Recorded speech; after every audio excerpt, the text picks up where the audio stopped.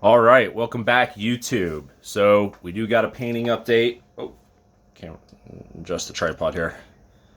Might be might be slightly not level here, unlevel, but I'm sure you guys can tell.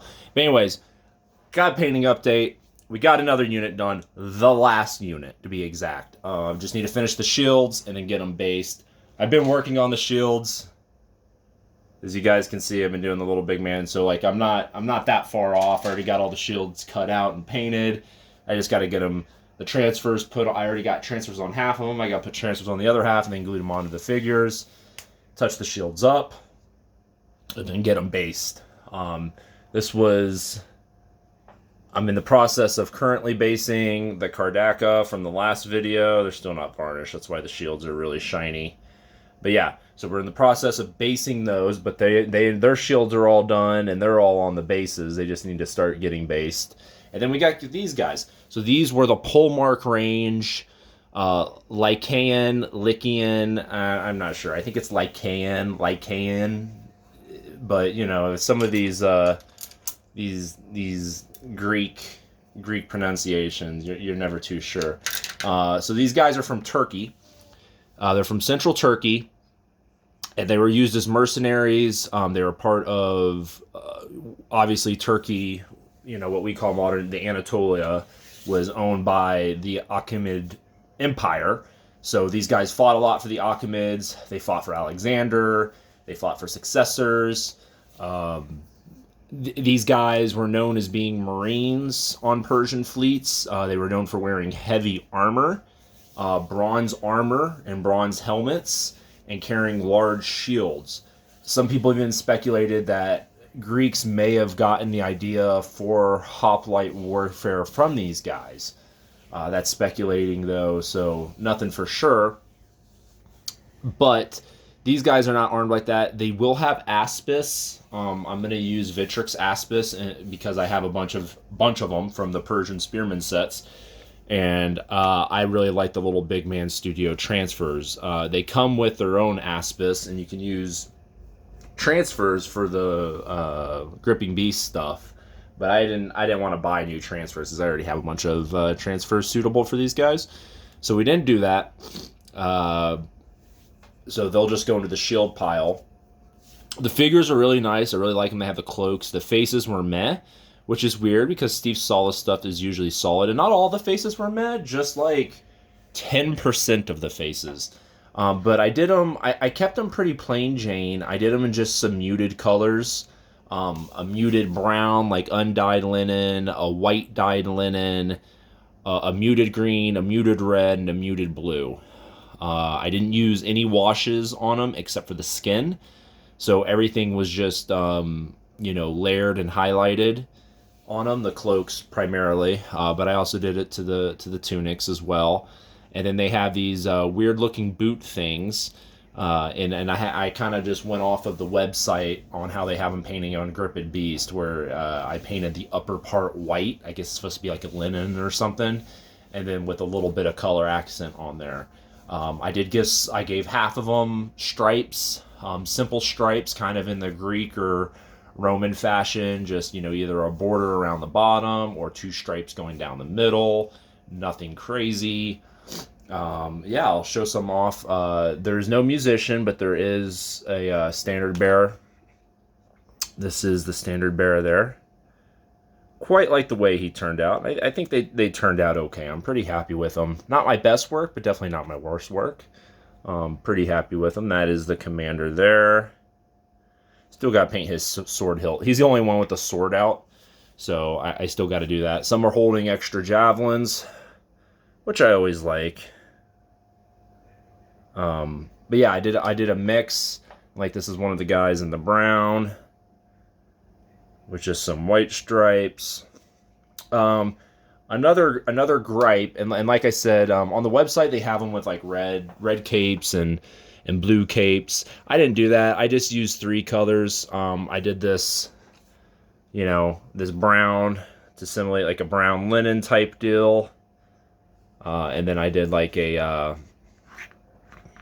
like a beige or tan khaki one, and then I did, of course, though I did half of them in white. I think white was the primary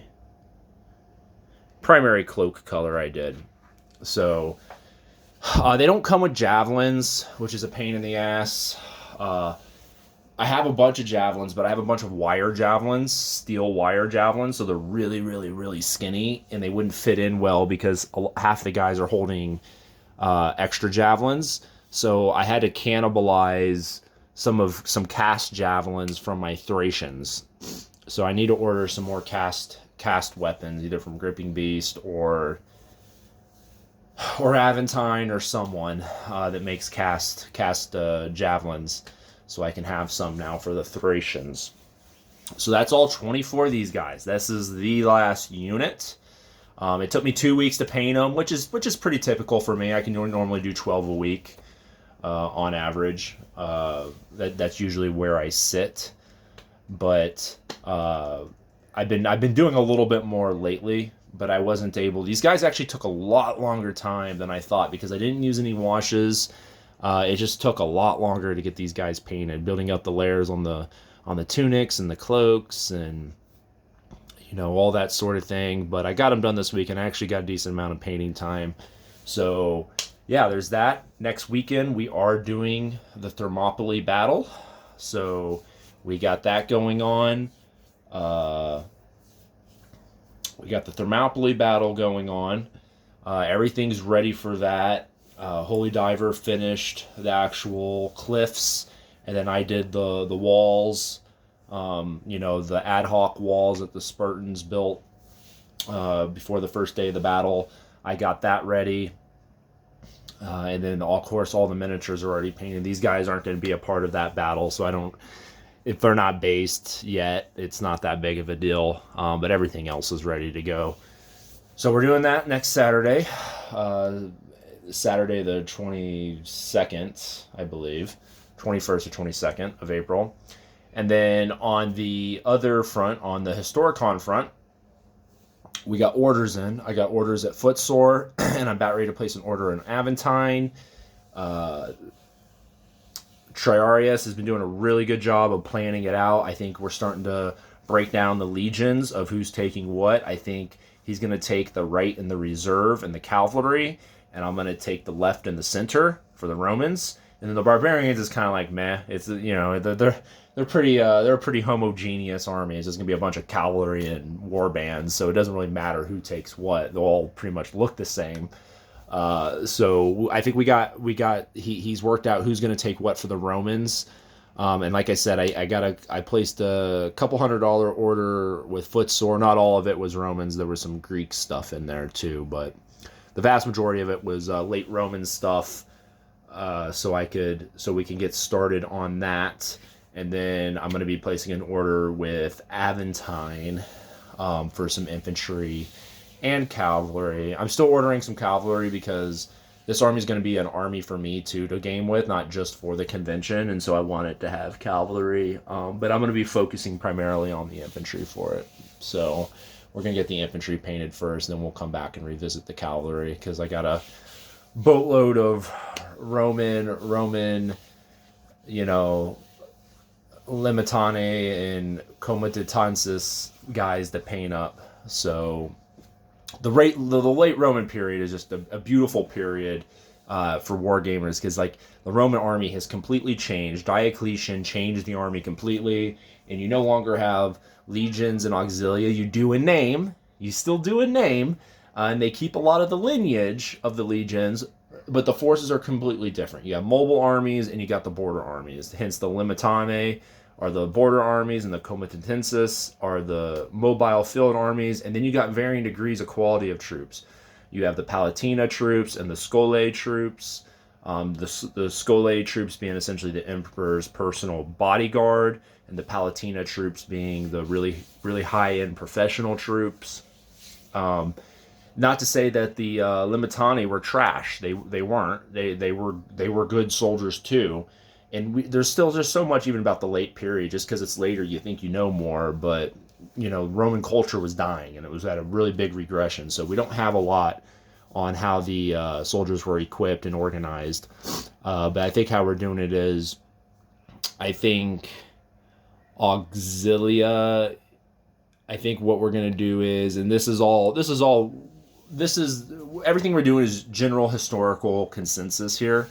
So I think the Auxilia units are going to be, we're working them out to be 24-man units, and then the legionary units we're going to do 48 double strength, right? Because I think the general consensus is an Auxilia unit, or maybe I'm saying that backwards. Maybe it's a legioni unit. I don't know, but essentially, modern historians thinks one was 500 men strong, and then the units for the Comitatus was 1,000 men strong. So we're doing 24 and 48 man units for the infantry for the Romans, and then of course skirmishers. I think we're keeping those to 12 and 24 respectively. So nothing crazy there. And then eventually I'll place some orders with Vitrix to get a bunch of filler troops too. So that's where we're at with that. We're going to start grinding because essentially we got 15 months to get that done. And I can tell you right now, it'll take me about 15 months to get all that painted. So we're done with this. We're going to rock and roll. We're going straight into, while I'm waiting for stuff to come in from the UK, we are going to paint some Thracians because I got, that's what I got to paint. But then as soon as we start getting some late Romans in, it's full tilt late Romans. So till next time, guys, be on the lookout for the battle report from Holy Diver. And probably around the time we do the battle report with Holy Diver, we will also do the army showcase on my channel. So you guys can see all 450 Persian miniatures in all of their glory. So till next time, guys, have a good one.